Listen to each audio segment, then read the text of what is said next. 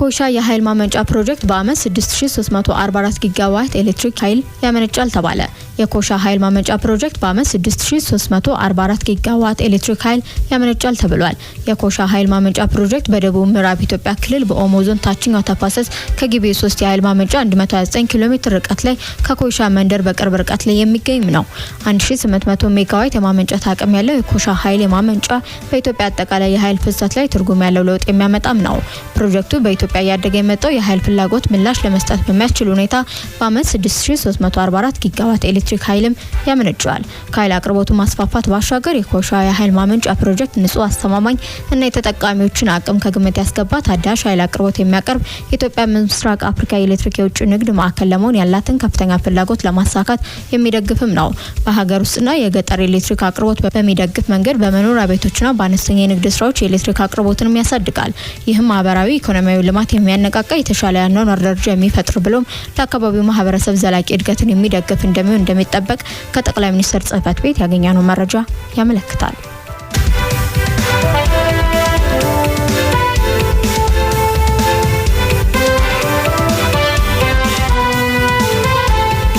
አድማጮቻችን ጂኤፍኤም 106.7 ላይ ትገኛላችሁ። የማለዳ ዜናዎች ወደ እናንተ ማድረሳችን እንደቀጠለ ነው። የሀገር ውስጥ በዚያ በቃም በመቀጠል ወደ ውጭ ዜና እናልፋለን። በካሜሩን በተነሳ ተቃውሞ 4 ሰዎች ሞቱ። ፕሬዝዳንታዊ ምርጫ ውጤት ከመታወጁ በፊት ፖሊስና ተቃዋሚዎች በመጋጨታቸው በካሜሩን ዋና ከተማ ዶዋላ 4 ሰዎች መገደላቸውን የክልሉ ገዢ ተናግረዋል። እሁድ ዕለት የተፈጠረው ግጭት የተከሰተው በመቶዎች የሚቆጠሩ ተቃዋሚ እጩዎች ኢሳ ቺሮማ ደጋፊዎች በቅርቡ በተካሄደው ምርጫ ፕሬዝዳንት ፖል ቢያን አሸንፊያለሁ የሚሉ የተቃውሞ እገዳን በመቃወም በዱላዋ ጎዳናዎች ላይ ከተሰበሰቡ በኋላም ነው። ተቃዋሚዎቹ መንገዶችን ዘግተዋል፣ ጎማም አቃጥለዋል፣ ድንጋይም በፖሊስ ላይ ወርውረዋል ሲል ሮይተርስ የዜና ወኪል ዘግቧል። ፖሊስ አስለቃሽ ጭስ መጠቀሙም ተነግሯል። የክልሉ ገዢ ሳሙኤል ዲዮዳን ለኤፍፒ የዜና ወኪል እንደተናገሩት ተቃዋሚዎቹ በከተማው 2ኛና 6ኛ ወረዳ በሚገኙ ፖሊስ ጣቢያዎች ላይ ጥቃት ሰንዝረዋል ብለዋል። በርካታ የጸጥታ ኃይሎች አባላት ቆስለዋል፣ እናም በሚያሳዝን ሁኔታ 4 ሰዎች ህይወታቸውን አጥተዋልም ብለዋል። ተቃውሞ የመጣው በጥቅምት 12 በተካሄደው ምርጫ ከፊል ውጤት በሀገር ውስጥ ሚዲያዎች እንደተዘገበ የ92 ዓመቱ ቢያ 8ኛ የስልጣን ዘመን ለማሸነፍ በሂደት ላይ መሆናቸውን ካሳዩ በኋላም ነው።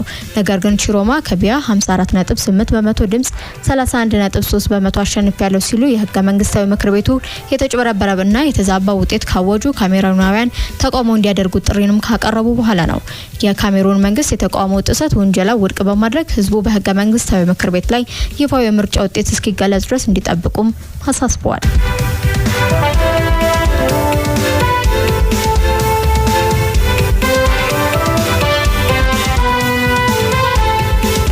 በመጨረሻም ዶናልድ ትራምፕ ባልተለመደ ሁኔታ በሶስተኛ ዙር የስልጣን ዘመን አሜሪካን ሊያስተዳድሩ እንደሚችሉ ተነገረ። አሜሪካ ለሁለተኛ ዙር እያስተዳደሩ የሚገኙት ፕሬዝዳንት ዶናልድ ትራምፕ በ2028 ፕሬዝዳንት ሆነው ሊቀጥሉ እንደሚችሉ የቀድሞው ስትራቴጂክ አማካሪያቸው ስቲቭ ባነን ተናግረዋል። የቀድሞው የዋይት ሃውስ ስትራቴጂክ ስቲቭ ባነን ከኢኮኖሚስት ጋር ባደረጉት ቃለ መጠይቅ የአሜሪካ ፕሬዝዳንቶች የስልጣን ዘመን ከሁለት እንዲያልፍ ከሚደነግገው የህገ መንግስት አንቀጽ በተጻራሪ ለሶስተኛ ጊዜ ሀገሪቱን ሊመሩ እንደሚችሉ ተናግረዋል። አሜሪካውያን ትራምፕ ተጨማሪ ማስተዳደር ጊዜ እንዲያገኙ ይፈልጋሉ ያሉት አማካሪው ይህ ለመቀበል ዝግጁ ያልሆኑ አካላት ራሳቸውን ሊያዘጋጁ ይገባልም ብለዋል።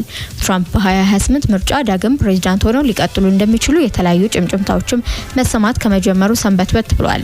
የፕሬዝዳንቱ ቀንደኛ ደጋፊዎች ፕሬዝዳንቱ በአሜሪካና በዓለም አቀፍ ደረጃ ያስጀመሯቸው ስራዎች ለመጨረስ ተጨማሪ ጊዜ ያስፈልጋቸዋል እያሉ እንደሚገኙ ሳውዝ ቻይና ሞርኒንግ ፖስት ጽፏል። ይህ እንዲሆን የሚፈልጉ ደጋፊዎችም ሆኑ ባለስልጣናት አሜሪካን እንደ አይኗ ብሌን ከምትጠብቀው ህገ መንግስት በተጻራሪ ትራምፕ በምንም አይነት መንገድ ለሶስተኛ ጊዜ ፕሬዝዳንት ሊሆኑ እንደሚችሉ ያሉት ነገርም የለም። የቀድሞ አማካሪ ስቲቭ ባነን በበኩላቸው ይህን ለማድረግ ብዙ መንገዶች እንዳሉ ተናግረው ጉዳዩ የሚፈጸምበት እቅድ ጊዜው ሲደርስ ይፋ ይሆናል ሲሉም ተደምጠዋል።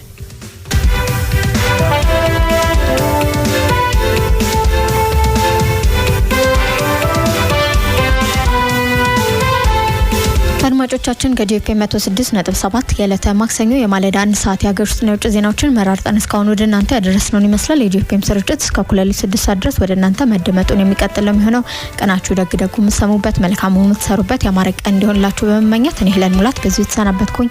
መልካም ቀን።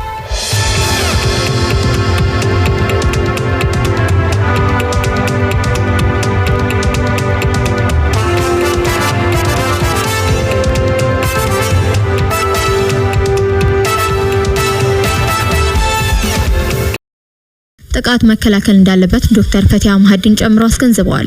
ቋሚ ኮሚቴው ይህንን ያለው የኢትዮጵያ ኢንፎርሜሽን መረብ ደህንነት አስተዳደር የ2018 በጀት ዓመት እቅድና የመጀመሪያው ሩብ ዓመት የእቅድ አፈጻጸም ሪፖርት ካደመጠ በኋላም ነው። ኢትዮጵያ ኢንፎርሜሽን መረብ ደህንነት አስተዳደር ዋና ዳይሬክተር ወይዘሮ ትዕግስት ሐምዲ በበኩላቸው በተለያዩ ተቋማት መሰረተ ልማቶች 13443 የሳይበር ጥቃት ሙከራዎች የተደረጉ ሲሆን ተቋሙ የሳይበር ጥቃት የመከላከል አቅሙ ከጊዜ ወደ ጊዜ እያሻሻለ መምጣቱ በ2018 የመጀመሪያው ሩብ ዓመት የመከላከያ አቅሙ 97.8% መድረሱን ተናግረዋል። በኮንስትራክሽን ስራ፣ በመሬት አስተዳደር፣ በገቢ አሰባሰብ የሚታዩ ብልሹ አሰራሮችና ሙስናዎችን ለመከላከል ተቋሙ በትኩረት እየሰራ መሆኑንም ዋና ዳይሬክተሩ ጨምሮ አብራርተዋል። በቋሚ ኮሚቴ የተዘጋጁ ጥያቄዎች አቶ ሳዲቅ አደም ከቀረቡ በኋላ ከቋሚ ኮሚቴ አባላት ተጨማሪ ጥያቄዎች ቀርበው በኢትዮጵያ ኢንፎርሜሽን ደህንነት መረብ አስተዳደር የስራ ኃላፊዎች ምላሽና ማብራሪያም ተሰጥቶባቸዋል።